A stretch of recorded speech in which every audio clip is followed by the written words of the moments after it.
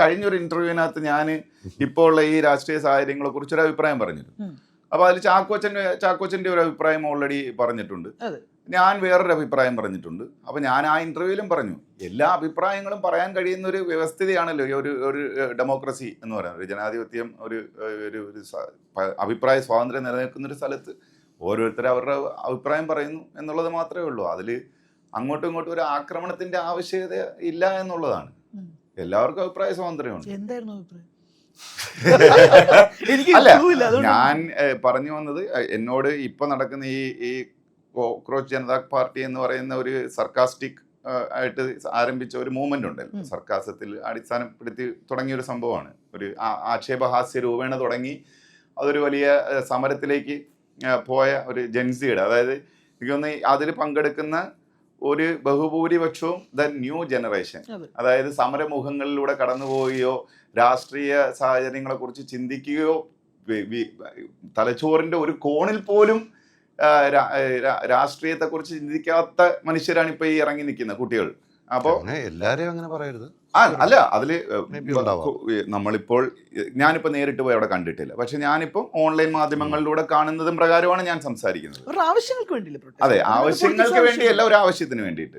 ഇപ്പൊ നിലവിൽ ഇന്ത്യ കടന്നുപോയിക്കൊണ്ടിരിക്കുന്ന കഴിഞ്ഞ കുറെ നാളുകളായി കടന്നുപോയിക്കൊണ്ടിരിക്കുന്ന വലിയ രാഷ്ട്രീയ അണുബോംബുകൾ അപ്പുറത്തെല്ലാം ഇരിക്കുകയും ഒരു പർട്ടിക്കുലർ വിഷയത്തിലേക്ക് ഒരു ആക്ഷേപഹാസ്യ രൂപേണ തുടങ്ങിയ സാധനം ഒരു വലിയ മൂവ്മെന്റ് ആയി വരികയും അതിന് പ്രത്യേകിച്ച് ഒരു ലക്ഷ്യബോധമോ ഒരു നമ്മുടെ രാജ്യത്തിന്റെ ഗതിയെ മാറ്റിമറിക്കാനുള്ളൊരു ആശയമോ ഐഡിയാസോ ഒന്നും ഇല്ലാതെ പോകുന്നതാണ്. ഒരു പർട്ടിക്കുലർ സാധനത്തിന് വേണ്ടി സമരം ചെയ്യുന്നു എന്നുള്ളത് മാത്രമാണ് എൻ്റെ ഒരു കാഴ്ചപ്പാട് എന്ന് ഞാൻ പറഞ്ഞു. ഇതായിരുന്നു ഞാൻ പറഞ്ഞു വന്നത്. പ്രത്യേകിച്ച് ഈ സിനിമയുടെ പ്രൊമോഷന്റെ ഇടയിൽ നമ്മളൊരു വലിയ രാഷ്ട്രീയ ചർച്ചയിലേക്ക് പോകണ്ട. രാഷ്ട്രീയ ചർച്ചയ്ക്ക് പോകുന്നതല്ല, അതിനൊരു ചെറിയ ക്ലാരിഫിക്കേഷൻ വരുത്തുക. അതായത് ഇവരെല്ലാവരും ഈ CJP പാർട്ടി അംഗങ്ങളാവണമെന്ന് നിർബന്ധമില്ല. അങ്ങനെ ഒരു പാർട്ടി ഇല്ല, അങ്ങനെ ഒരു അംഗത്വവും ഇല്ല, അതൊരു കൂട്ടായ്മയാണ്. അതെ, കൂട്ടായ്മയാണ്. മനസ്സിലായി. ഇപ്പൊ കോക്രോച്ച് ജനതാ പാർട്ടി എന്ന് പറഞ്ഞ് അത് ഇത് നമ്മുടെ ഈ സെലൻസ്കി വന്നത് ഇങ്ങനെയാണ്. ഉക്രൈനില് സെലൻസ്കി അവിടെ ഒരു കൊമേഡിയനാണ്. അപ്പൊ അയാള് ആക്ഷേപഹാസ്യം ഷൂട്ട് ചെയ്ത് വരുന്നതാണ്. അയാൾ ഈ സ്കിറ്റ് പോലത്തെ സാധനമൊക്കെ സീരീസുകളൊക്കെ ചെയ്യുന്ന ആളാണ്. അപ്പൊ അയാള് നിലവിലുള്ള രാഷ്ട്രീയക്കാരെ കളിയാക്കിക്കൊണ്ട് സാധനങ്ങൾ ചെയ്യുകയും ഒരു സമയത്ത് എങ്ങനെ ലോകത്തിന്റെ പല ഭാഗത്തും സംഭവിച്ചിട്ടുണ്ട്, ഇവരെല്ലാം കള്ളന്മാരാണ്, നിങ്ങൾ എന്നെ ആക്കുക എന്ന് പറഞ്ഞൊരു കഥാപാത്രം വരികയും ആളുകൾ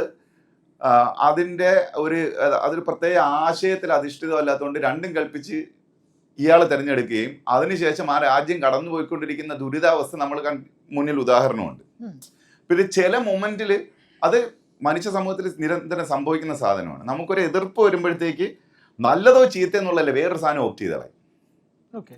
അങ്ങനെ ഒരു ഓപ്ഷൻ ഭയങ്കര ശ്രദ്ധിച്ച് ചെയ്യണം ഇന്ത്യ പോലെയുള്ള ഒരു ജനാധിപത്യ രാജ്യത്ത്. തമിഴ്നാട്ടിൽ വിജയ് മുഖ്യമന്ത്രി ഇതുപോലെ ഒരു ഓപ്ഷനിലാണ്. ഞാൻ അതിന്റെ ഒരു പർട്ടിക്കുലർ രാഷ്ട്രീയത്തിലേക്ക് ഞാൻ കടക്കുന്നില്ല, മനസ്സിലായി. ഞാനിത് ജനറലൈസ് ചെയ്യാം, അതുകൊണ്ടാണ് ഞാൻ ഈ സെലൻസ്കിയെ തന്നെ ഒരു ഉദാഹരണം പറഞ്ഞത്.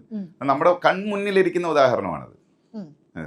അപ്പം നമ്മൾ വളരെ ശ്രദ്ധിച്ച് കൈകാര്യം ചെയ്യേണ്ട ഒരു പോയിന്റാണ്. പ്രത്യേകിച്ച് ഇന്ത്യ പോലെ വൈവിധ്യമാർന്ന സാംസ്കാരിക സാമൂഹിക ഭാഷ വൈവിധ്യങ്ങൾ നിലനിൽക്കുന്ന ഇന്ത്യ പോലെയുള്ള ഒരു ജനാധിപത്യ രാജ്യത്ത് നമ്മൾ ഇത്തരത്തിലുള്ള സാധനങ്ങളെ കൈവയ്ക്കുന്നത് വലിയ ആറ്റം ബോംബായിട്ട് രൂപപ്പെടാം. അത് എവിടെ ചെന്ന് എത്തുമെന്ന് നമുക്ക് ആർക്കും പ്രെഡിക്റ്റ് ചെയ്യാൻ പറ്റില്ല. സോ ബി കെയർഫുൾ എന്നുള്ള ആറ്റിറ്റ്യൂഡുകാരനാണ് ഞാൻ. കാരണം പ്രത്യേകിച്ച് രാഷ്ട്രീയ ലക്ഷ്യബോധമില്ലാതെ ഉള്ള മൂവ്മെൻറ്റുകൾ ഭയപ്പെടേണ്ടതാണ്.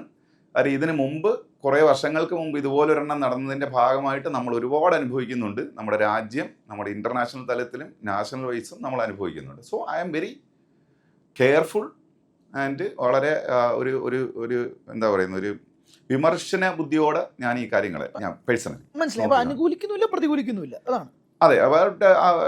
ഞാൻ എന്നെ വാൺ ചെയ്യാറുണ്ട് കെയർഫുൾ അല്ല ഇതിനെക്കുറിച്ച്, ഇതിൽ എവിടെ നിൽക്കണം എന്നുള്ളതിനെ കുറിച്ച് നല്ലപോലെ ചിന്തിച്ച് ആലോചിച്ച് അതിന് എനിക്കൊരു മറുപടി കിട്ടാത്തിടത്തോളം എൻ്റെ അഭിപ്രായം ഇങ്ങനെയാണ്.